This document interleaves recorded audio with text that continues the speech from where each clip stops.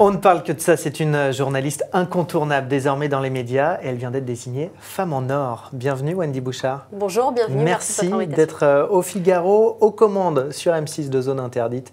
C'est un dimanche sur deux et tous les jours en direct sur Europe 1 pour la grande session d'information de la mi-journée Europe Midi depuis septembre. On va dire que c'est une tranche info d'un nouveau genre. C'est un peu de la radio, c'est aussi de la télé, c'est beaucoup d'interactivité. Regardez. Il est 13h47, nous sommes sur Europe 1, nous sommes à la radio, oui mais nous sommes aussi suivis sur europe1.fr en images. Je ne sais pas si c'est cette caméra notamment qui fonctionne.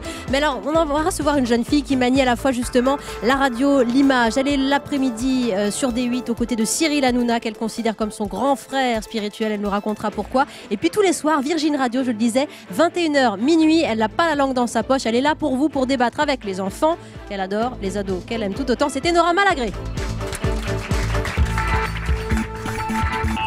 Voilà, et Nora, salut belle gosse, on dit c'est ça hein. Salut beauté, ça va tout le monde? Il y a du monde ou quoi? Voilà.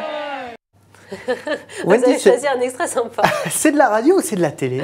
Écoutez, ce qu'on a voulu, c'est donner le sentiment d'une proximité, d'une convivialité. Je n'espère que ce n'est pas qu'un sentiment. Et je me disais pour ça, alors c'est bien d'être dans un studio comme ici, on est concentré, on est rigoureux. Et moi, je viens de là et de cette information-là. Mais pour donner justement ce sens du partage, avoir un public, mais un public qui n'est pas passif, un public qui questionne l'actualité, un public qui aide à comprendre justement comment évolue l'info, la meilleure façon, la meilleure formule, c'était d'en faire un petit show. Ça tranche avec ce qu'on avait l'habitude d'entendre à la mi-journée sur Europe 1, des tranches plus classiques, on va dire. Est-ce que ça s'adresse à un public plus jeune que d'habitude sur Europe? Vous essayez de capter ces gens-là? C'est pas la vocation. Si les jeunes s'intéressent à l'information par ce biais-là, j'en suis heureuse. Et 1 ou 2 auditeurs de conquis, c'est déjà énorme. Le fait est que moi, j'animais une émission qui s'appelait le Forum Citoyen, qui donnait la parole aux Français, qui s'exprimait vraiment sur l'actualité. Moi, je me suis aperçue que les auditeurs n'étaient dupes de rien, qui connaissaient les ficelles de la communication politique, qui étaient même plus informés que nous parfois. Et je me suis dit à ce moment-là, avec Fabienne Amias d'Europe 1, mais pourquoi ne pas leur faire confiance et pourquoi ne pas en faire aussi des témoins actifs pour une fois? Parce que faire la clap dans un public, c'est sympa, on passe un bon moment, mais tiens, si on leur donnait aussi un peu la parole. On n'est pas populiste, on n'est pas poujadiste, parce qu'ils viennent vers nous, hein, on ne les force pas à parler, mais les mains qui se lèvent en studio, je pense que pour eux, ça permet même de reconsidérer leur rapport à l'info. C'est-à-dire qu'on n'avale plus l'information, on la vit un peu différemment. Et alors si les jeunes peuvent être justement de nouveaux auditeurs comme ça c'est génial. On parle beaucoup de vous en cette rentrée et dans les portraits qu'on fait de vous, on vante votre sensibilité. Est-ce que c'est votre atout, votre carte maîtresse? Certains disent que c'est un handicap et un défaut. Moi, je pense que c'est ma personnalité. Alors, sensibilité ça peut être un atout parce que peut-être j'arrive à créer un climat qui passe comme ça sans m'en rendre forcément compte parce que c'est ma nature. Après, je suis souvent heurtée, blessée, j'ai pas envie moi d'être trop mordante parce que je suis sensible et je me mets à la place de l'autre, donc il faut que je trouve le savant dosage. Ça, je l'apprends. Et vous savez autant que moi que voilà, quand on reçoit un politique, faut pas se laisser justement endormir, faut pas se laisser berner, faut pas se laisser bercer. Donc cette sensibilité-là, faut que j'arrive parfois à la mettre un peu de côté. Mais dans votre rapport avec le public, genre là avec les gens en studio, ça m'aide forcément parce que c'est aussi ce qui fait que ça marche autant pour vous en ce moment? En tout cas, ça m'aide. Moi qui ai énormément de stress, le fait d'avoir des femmes et des hommes en face de moi qui ressentent, qui réagissent, qui font la moue, bah ça me donne des ailes et ça me fait croire que justement cette émission va le faire réagir et j'oublie un petit peu mon stress et je sors un peu des carcans que je peux moi m'être posé. Voilà. Donc peut-être là aussi c'est un atout oui, de regarder ce que fait l'autre, mais bon, on est tous un peu comme ça je pense. Vous l'avez cité tout à l'heure, Michel Drucker, qui là aussi dans vos portraits, on le présente un peu comme, on vous présente comme la protégée de Michel Drucker. C'est lui qui vous a appris à être aussi vite une bête de médias, pardon pour l'expression, mais de vous trouver autant à l'aise là dans un exercice comme celui-ci par exemple? Que de compliments. Non, mais écoutez, ce que Michel m'a apporté incontestablement... C'est hyper, juste pour les gens qui ne connaissent pas, c'est 1h30 en direct. Oui, c'est assez difficile, encore plus quand on mélange la radio et la télé. On vous sent assez à l'aise malgré le stress que vous évoquiez. Oui, et puis c'est vrai que ça fait pas très longtemps que je fais ce métier-là et il a été... Je suis sûre un accélérateur de cette aisance que peut-être j'avais en moi parce que j'aimais déjà bien concilier tous les genres, mais je suis une novice et lui m'a...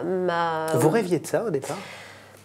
j'ai jamais rêvé d'être journaliste. Ça, la vocation est venue très progressivement, donc je ne vous mentirai pas là-dessus. Ce dont je rêvais, c'était justement de décloisonner un petit peu les genres et d'essayer de faire de l'information, mais pas forcément avec les modèles qu'on m'avait appris en école de journalisme. Ils vont pas être contents, ceux qui m'ont formé, mais je veux dire, ça m'a apporté beaucoup, mais c'est quand même parfois un peu un moule, c'est parfois trop rigide, et voilà comment il faut faire les titres, voilà comment il faut faire ça, et ça devient mécanique et robotisé, et moi je déteste ça, comme auditrice.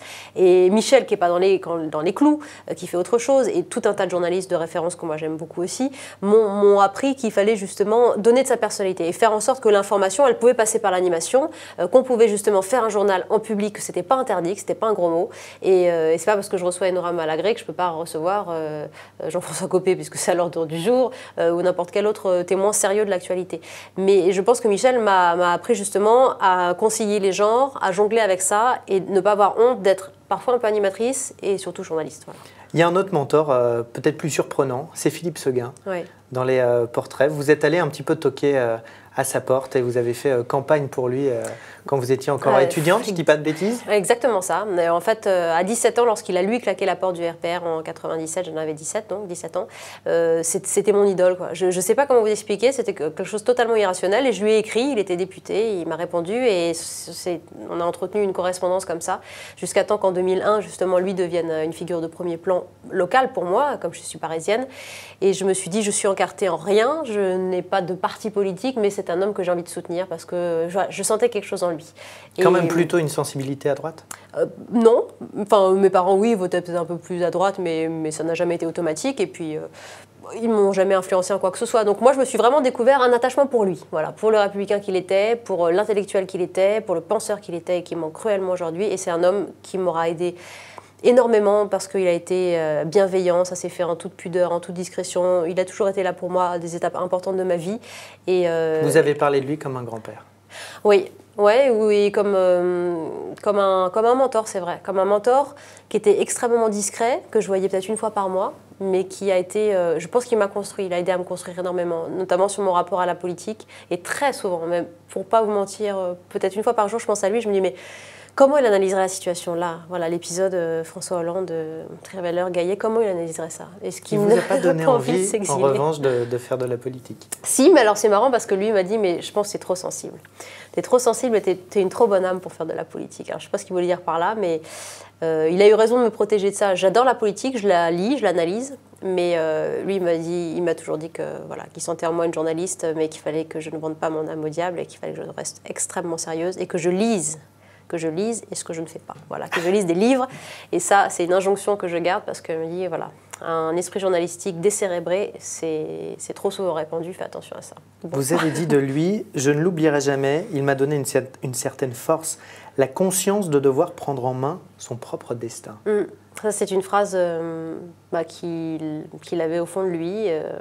S'il aimait le Québec aussi, c'était pour ça. Il sentait que ce peuple pouvait s'autodéterminer. C'était une phrase du général de Gaulle. Et c'est vrai que je me dis, il y a des hasards dans la vie, bien sûr, mais c'est nous qui décidons de notre vie. Il faut être acteur de sa vie. Et il m'a donné confiance dans les choix personnels. C'est tout bête, mais si vous rencontrez une personnalité comme ça qui un jour vous dit, toi, je pense que tu es fait pour ça. Crois en toi et crois en tes choix. Je ne croyais pas en mes choix au moment où je l'ai rencontré. Je n'étais pas une jeune fille mature et précoce. J'ai eu beaucoup à travailler pour apprendre ça. Et lui m'a guidée incontestablement vers cette voie-là. Et c'est pour ça qu'aujourd'hui, je lui dois beaucoup plus qu'il ne le croit là-haut. Ouais. Votre destin, il est où justement ?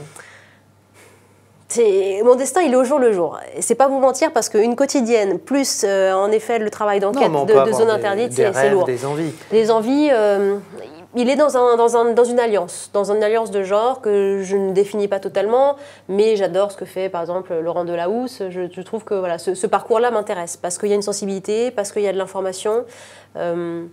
J'irai plus dans cette voie-là. Voilà. Un jour, je ne peux pas dire que je rêve de présenter les journaux, je ne peux pas dire que je rêve de présenter une émission culturelle, mais je prends un peu de tout ce que j'aime et ça me donne... Je vois un peu l'émission que je voudrais faire un jour dans mes rêves, qui serait un rassemblement, voilà. Mais c'est encore très abstrait comme un rêve, justement.